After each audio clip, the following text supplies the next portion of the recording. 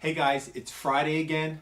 I got another classic cocktail for you, and you guessed it, it's got a story. Stick around.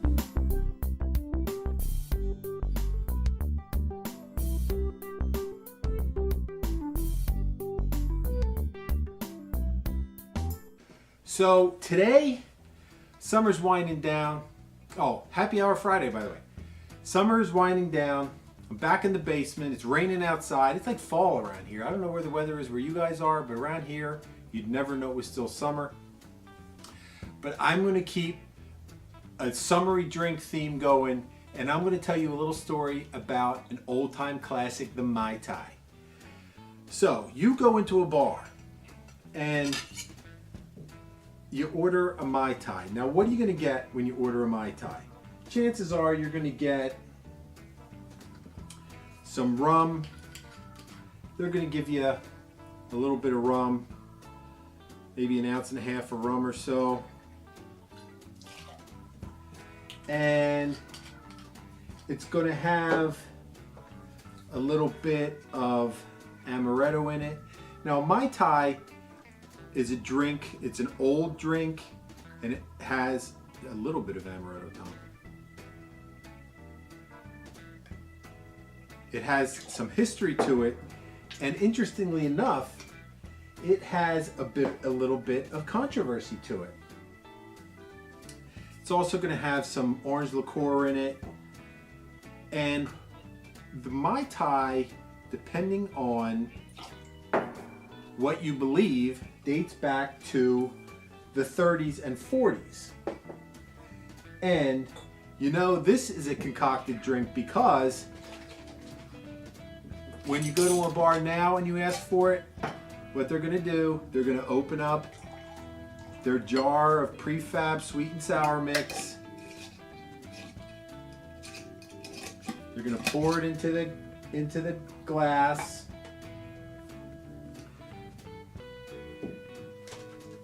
They're going to fill a fancy glass with ice.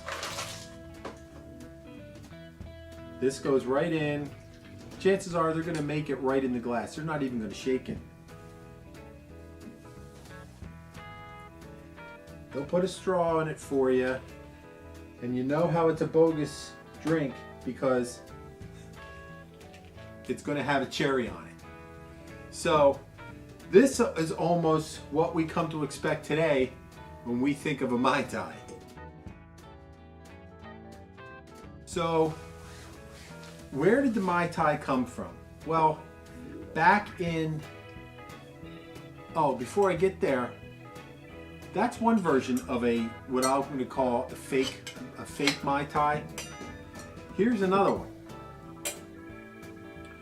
What's going to happen is, and I had to take notes because there's a lot to, when I looked up Mai Tai, this is no lie, I came up with at least, I'm going to say, I pared it down to about 4 pages of drinks that claim to be a Mai Tai.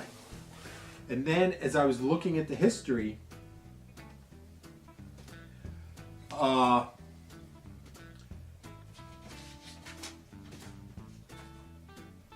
found the real Mai Tai, and it was a lot different.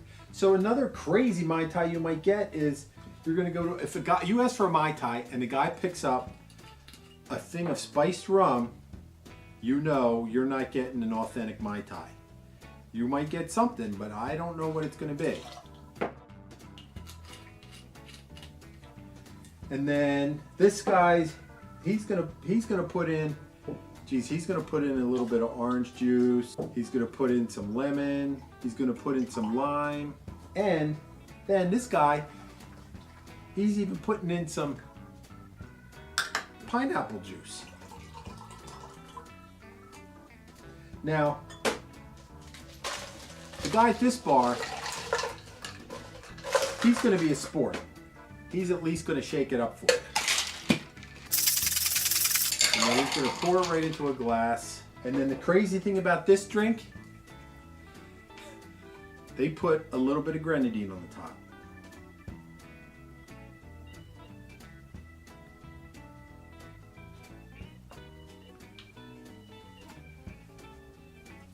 going to have a lime wheel. They're going to spare you the cherry. But this is another effort in wannabe Mai Tais. Now, I'm not saying these aren't good drinks, and they have good flavor, but are they a Mai Tai? No. Let me tell you about a Mai Tai.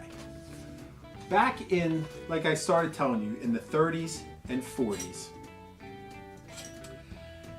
specifically, I would say around 1933, there was a guy named Don the Beachcomber.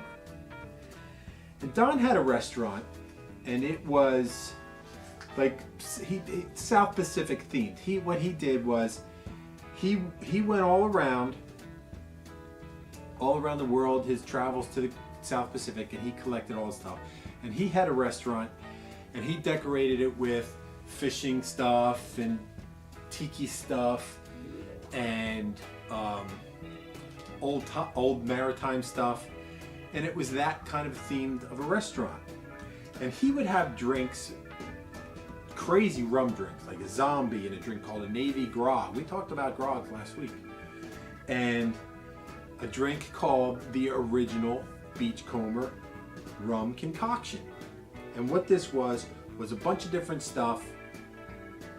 And that, as this legend has it, turned out to be the origin of the Mai Tai. Now, in Don the Beachcomber's Mai Tai, he had all kind of crazy stuff in this drink.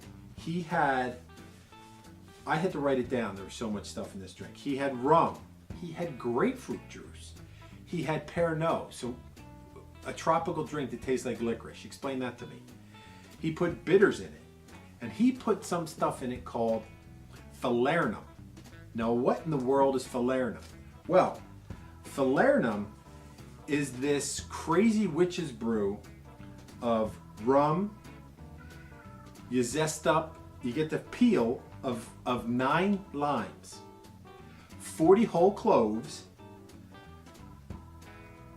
an ounce and a half by weight of chopped ginger,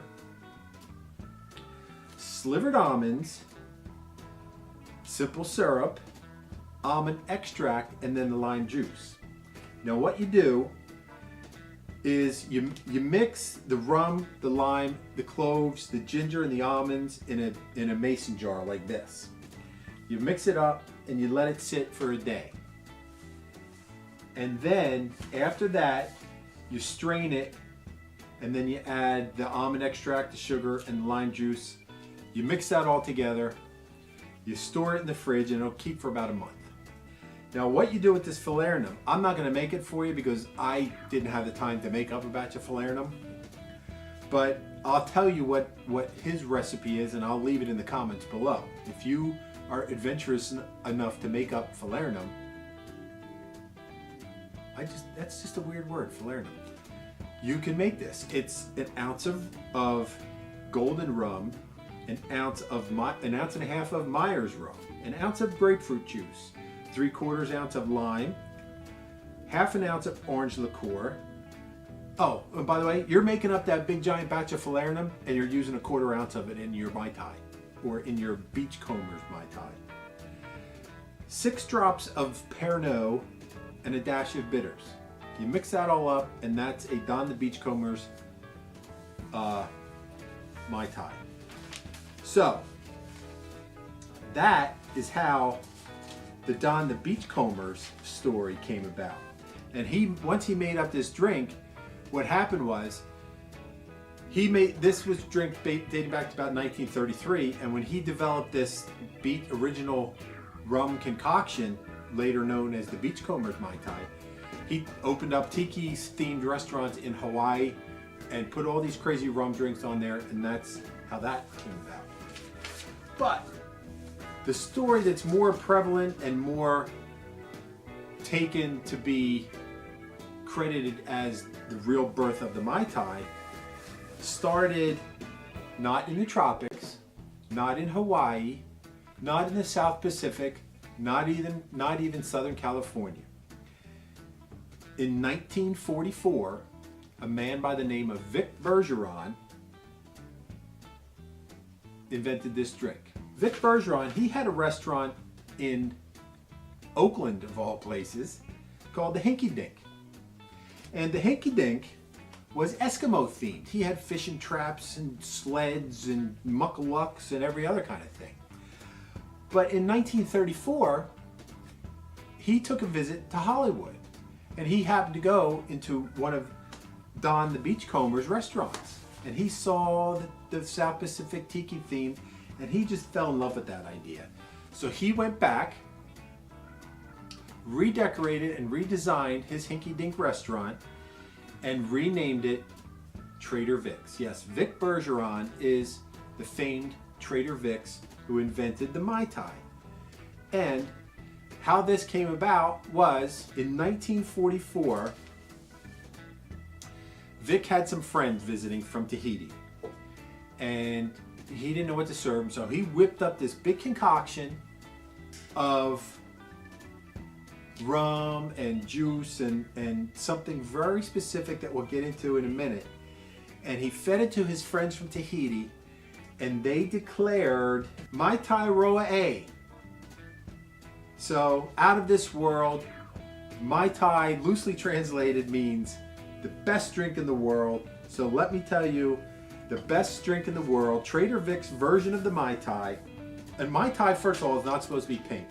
And a Mai Tai is not supposed to be yellow. A Mai Tai is supposed to be amber.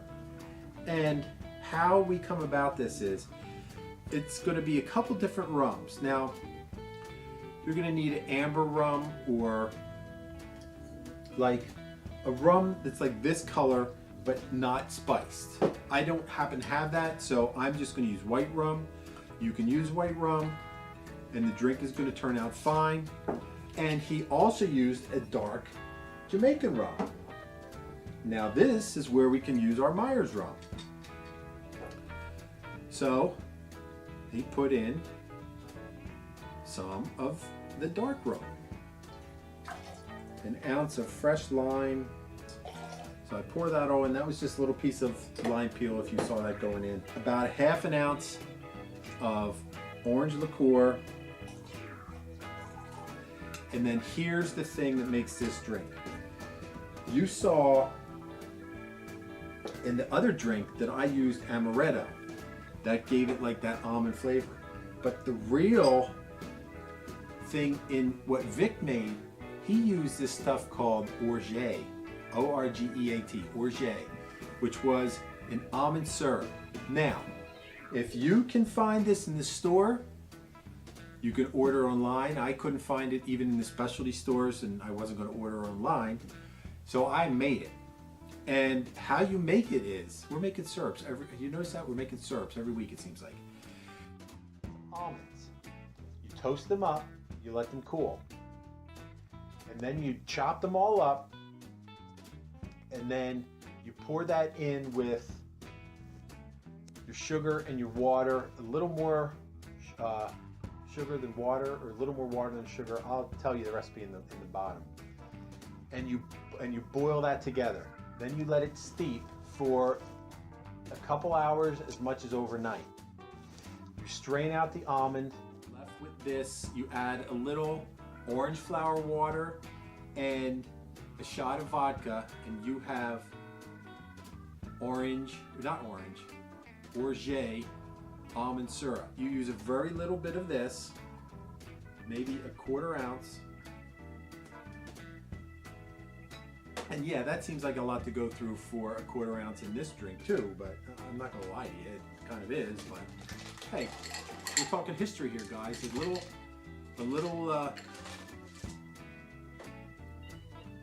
A little effort for history is a good thing. So then you shake this up.